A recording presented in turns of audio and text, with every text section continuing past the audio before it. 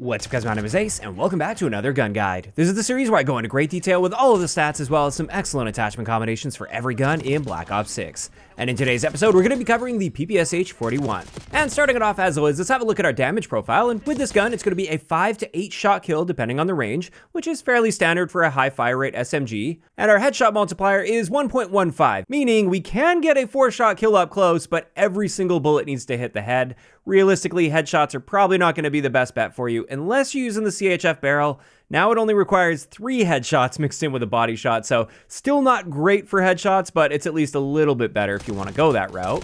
Then when it comes to our rate of fire, this is quite fast at 952 rounds per minute. And what this means for our time to kill potential is up close with a 5-shot kill. We've got a perfectly average time to kill for an SMG in this game at 252 milliseconds, and that's great. SMGs kill fast up close, and this one is no exception. It's also worth noting at long ranges, we actually have the best time to kill in the SMG category at 441 milliseconds. So it holds its own quite nicely throughout the ranges compared to the other SMGs, while having a very respectable time to kill up close. Also, if we do manage to get that 4-shot kill with headshots, we can kill in 189 milliseconds, but it's pretty unlikely you're going to be doing that. So a better way to improve our time to kill potential is with rapid fire, which will bump our rate of fire up to 1017 rounds per minute, and that brings our 5-shot time to kill down to 236 milliseconds. Personally, I don't think this is necessary, but it is an option for you. As for ranges, our 5-shot kill range, or our maximum damage range, is fairly standard for an SMG at 13.6 meters. And then our 7-shot kill will extend out to 31.8 meters, which again, that's really not out of the ordinary for an SMG to drop off to its minimum damage range at that point. So nothing too surprising here when it comes to ranges. Also, our bullet velocity is very standard for an SMG at 530 meters per second. However, we could boost that by 50% with the gain twist barrel. Or personally, I prefer the long barrel, which gives us a 30% boost to our damage ranges. However, we also have the reinforced barrel, which gives a 15% boost to our range and a 30% boost to our velocity. Additionally, with rapid fire, just like with many of the guns in the game, if you use this, it will be reducing both your range value as well as your bullet velocity by 10%, so that is one downside for the faster rate of fire. As for hardcore, the PPSh only gets a 1-shot kill to the body in the maximum damage range, so out to 13.6 meters, and beyond that, it will be a 2-shot kill, even with headshots.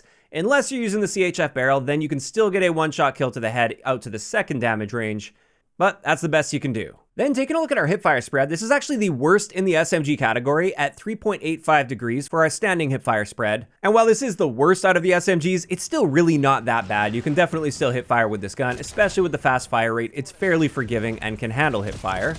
As for recoil, this is where things get a little bit tricky with this gun. It has a very consistent S-shaped recoil pattern, which means your initial shots are going to kick upward and fairly strong to the right. It is going to pull pretty hard. It then cuts pretty drastically over toward the left, and then it curves back to the right again. So it can be a little tricky to get a good handle on this, especially if you're trying to stretch your ranges out. So this gun definitely benefits a lot from getting that horizontal recoil under control, but that vertical climb is very manageable. As for the CHF barrel, as expected, this will be increasing our magnitude of recoil, mainly vertical recoil. It's still got a whole lot of horizontal, but it doesn't really seem to increase the horizontal recoil all that much. And then with rapid fire, we also see an increase to recoil compared to the base, but not as bad as the CHF barrel. Next, let's get into our handling stats, and our aim down sight time is 210 milliseconds, which is not really out of the ordinary for an SMG, and it's a similar story with our sprint to fire time. This is 125 milliseconds. Not bad at all, but also not really a standout for an SMG. And then when it comes to our slide to fire and dive to fire times, these are both standard for SMGs at 320 milliseconds and 400 milliseconds respectively.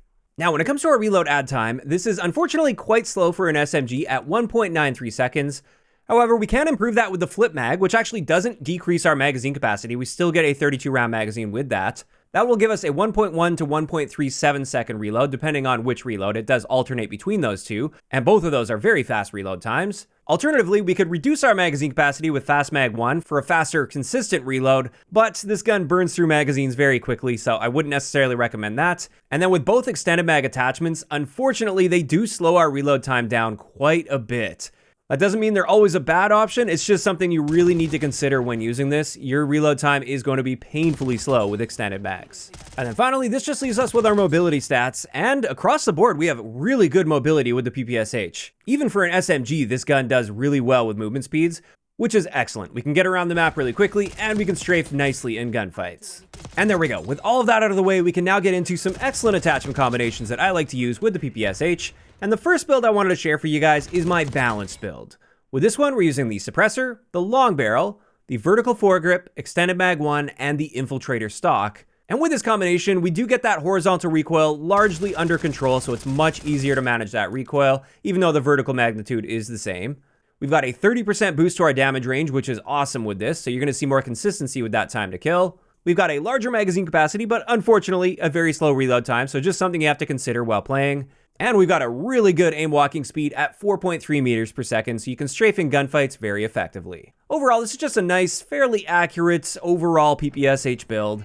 However, if I really want to go all in, we could use Gunfighter on this. And with my preferred Gunfighter build, we've got the Kepler Microflex Optic, the Compensator, the Long Barrel, the Vertical Foregrip, Extended Mag 2, so get that drum mag on there, the Ergonomic Stock, the Strelic Laser, and then finally the Recoil Springs. And with this, we do get quite an accurate version of this gun, although there is a fair amount of side-to-side bounce with this. It's contained within a reasonably small area, so it's actually pretty easy to manage within the ranges that you should realistically be using an SMG. Like, you can stretch it a little bit, but obviously you probably don't want to be trying to cross-map people with this gun. When it comes to our aim down sight and sprint out times, these are a little bit slower than the base for the PPSh, but they're still very solid, so it's really not a problem. And with that ergonomic stock, we do get a faster slide to fire time, dive to fire time, and aim walking speed, so it does strafe reasonably well in gunfights, just not quite as well as the previous build.